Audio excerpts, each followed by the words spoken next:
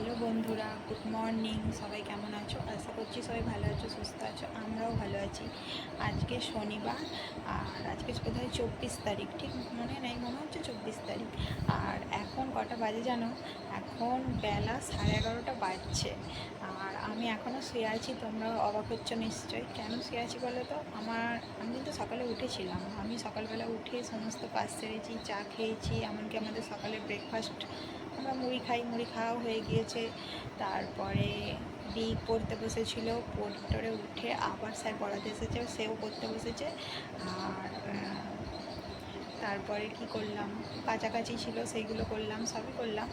করে আবার এখন শুয়ে আছি। কেন বলো তো? আসলে আমাদের গ্যাস শেষ হয়ে গিয়েছে, সেই জন্য রান্নাবান্না কিছুই করতে পারছি না। গ্যাস আনবে রিকের পাপা আরামবাগ থেকে, গ্যাস আনলে তারপরে আমি রান্না করব। এখন আনাজ কাটা সমস্ত কিছু হয়ে গিয়ে এখন কি করব, ওই জন্যই শুয়ে আছি আর ফোন ঘাঁটছিলাম। অনেক দিন পর আজকে আবার একটা ব্লগ ভিডিও শ্যুট করছি। চলো তোমরা দেখতে থাকো, সাথে থাকো। দেখো, এখন এই সবজিগুলো কেটে রেখেছি। আমরা দিয়ে টক ডাল হবে, আর উচ্ছে আলু ভাজা হবে, আর ঝিঙে আলু পোস্ত হবে, আর মাছের ঝাল হবে। এইগুলোই কেটে রাখলাম। তাও আর একটা জিনিস করতে পারিনি, মাছের ডিমের বড়া, ওটা সন্ধ্যেবেলা করব। আর এখন দেখো, বর গ্যাস নিয়ে দোকান থেকে চলে এসেছে, গ্যাসটা এখন লাগিয়ে দিচ্ছে। আর আমি প্রেসারে ডাল আর ভাতটা ভিজিয়ে রেখেছিলাম চালে দিয়ে।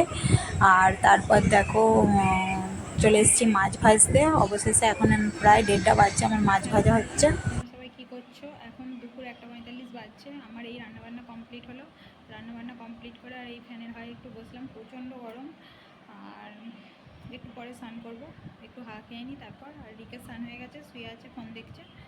আর ওর পাপা এসে ঘর দুয়ার সব পরিষ্কার করছে, খাটের নিচগুলো একটু ধুলো পড়েছিল, সেগুলো সব পরিষ্কার করছে। আর আমি তো রান্নাবান্না করলাম।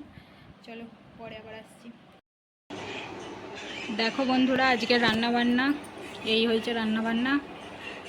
আর আমরা 3 জনে খাবো, থালা নিয়ে নিয়েছি। চলো খেয়ে নিই, পরে আসছি। স্নান টান কমপ্লিট হয়ে গিয়েছে সব।